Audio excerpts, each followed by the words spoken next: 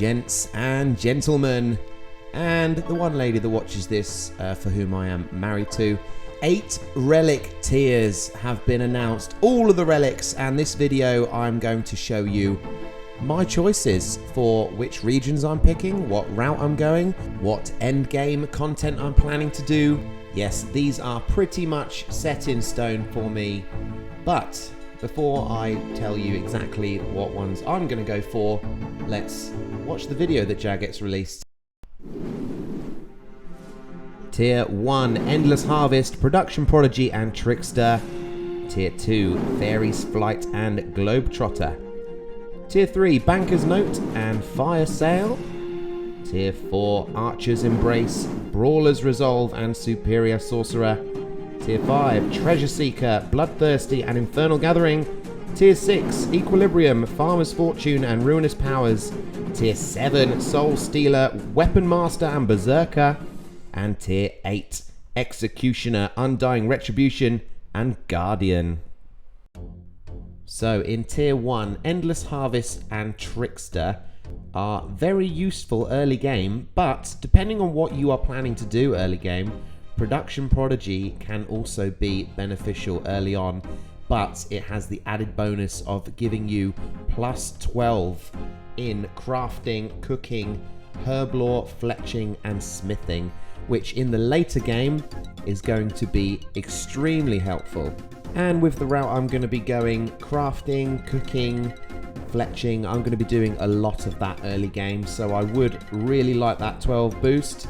And also all of those following activities are processed at once, making that a lot quicker as well. So Production Prodigy is going to be my first pick, along with quite a few people, I believe, that won a poll for most popular first tier pick. In the second tier we have 2 options. Fairies Flight gives you quick teleport access to all fairy rings, all spirit trees, as well as all tool leprechauns.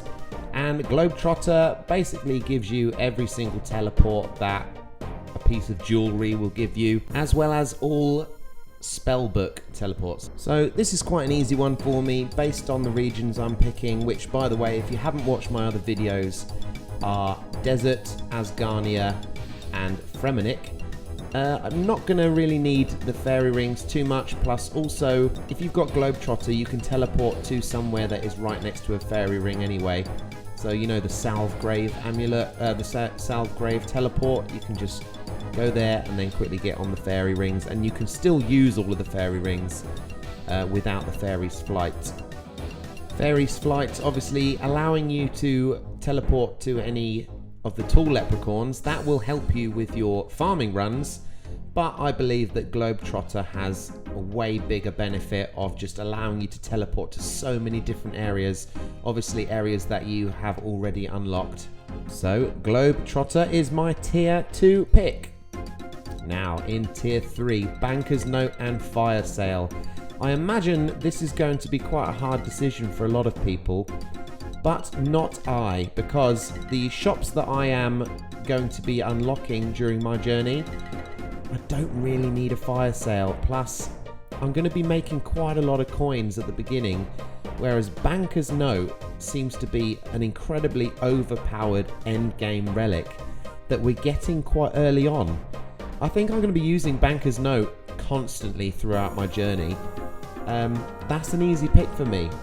But if you unlock shops that have very useful items, I'm just trying to think of one for an example. So the one in Mauritania, or Canafish should I say, the meat one, you could just grab loads of raw sharks from there. Unlimited raw sharks, cook them all, fantastic. Or if you wanted to get your dragon halberd, you could buy several of those, high alch them, boom, you've got tons of money. But I'm going for Banker's Note because the end game benefits of having that completely outweigh Fire Sale for me. So my game plan hinges on this next pick, which for me is going to be Archer's Embrace. If you haven't watched my updated game plan video, I'm going to leave that in the top right for you right now. Go and watch that. You'll know exactly what I am planning to do with that Archer's Embrace. Tier 5. Infernal Gathering is most likely going to be a boosted version of the Infernal Axe, Pickaxe and Harpoon. And I don't think I'm going to need that. If that was a little bit earlier on, I think I would need it.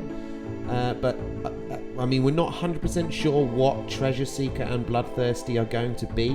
But if Bloodthirsty gives you some sort of boost to Slayer, that is going to be very beneficial. And Treasure Seeker, so I'm going to be doing quite a few clue scrolls towards the beginning of the journey, and if I am not able to get everything that I want up until this point, I think Treasure Seeker is going to give you a much needed boost in the clue scroll gathering, and I think it basically makes every clue scroll one step. I think that's my guess for Treasure Seeker. So that one's going to hinge on how my journey has gone so far. Probably going to be Bloodthirsty though.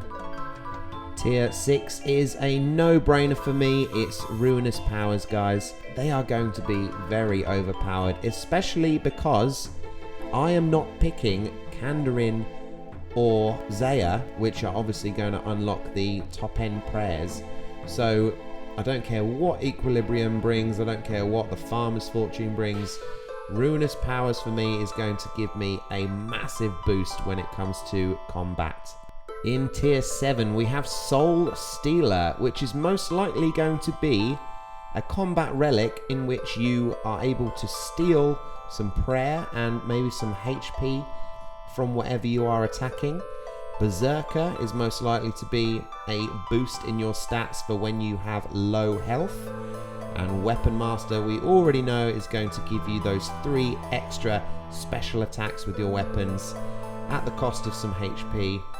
But it's a no-brainer again for me because of the route I'm going down. With that Zerite crossbow, the Weapon Master, those extra special attacks are going to be deadly. And the final tier. Can you believe we have 8 tiers of relic in this league? This is going to be crazy. Guardian sounds really good, but for what I want to do, I think it's going to be out of Undying Retribution and Executioner. And to be honest, with Executioner, if there's no cooldown on it, that is very overpowered for what I want to do, because I want to be killing some very high HP bosses, like the Final Warden at TOA, Vorkath, Zuck eventually, Nex, the Leviathan. I think Executioner is just, again, a no-brainer for the route I'm going down. So there you go, guys. That is pretty much my route for my ranging game plan and for what I want to achieve at the end of it, which is a max cape, a infernal max cape, should I say. I want to be able to kill Zuck for the first ever time, and I want to get that dragon tier trophy. I cannot wait, guys. I hope you are as excited as I am. Hope you enjoy the video as well, guys. Drop a like, drop a sub, comment. I love the comments. Keep commenting away, and I shall see you back again with day 1 of Leagues 4 Trailblazer Reloaded tomorrow evening. See you again soon.